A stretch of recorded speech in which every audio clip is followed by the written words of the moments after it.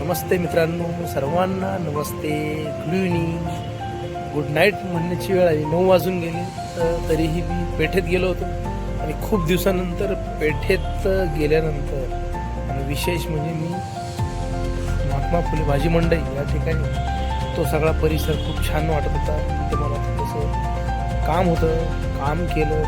आई पान खाली, मला मगाशी सांगितलं पान घेतले, चहापत्ती घेतली, तिथं थोडंसं फिरलो.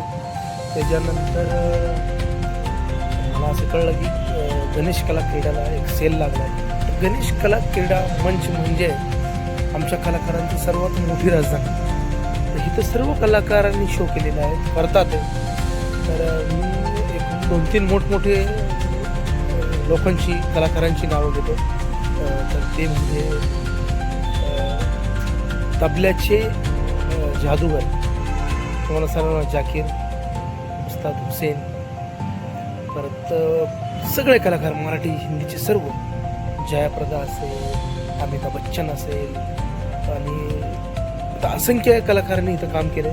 आणि माझं नशीब होतं की मी पण त्या स्टेजला काम करत होतो, अजून करण्याची इच्छा आहे.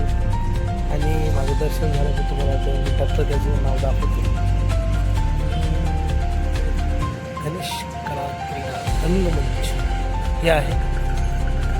आणि हा सगळा परिसर आणि पुढं महाराणा प्रताप कबड्डीची टीम, मग ढोल ताशा हे सगळं, परत नेहरू स्टेडियम सगळं ह्या ठिकाणी आहे.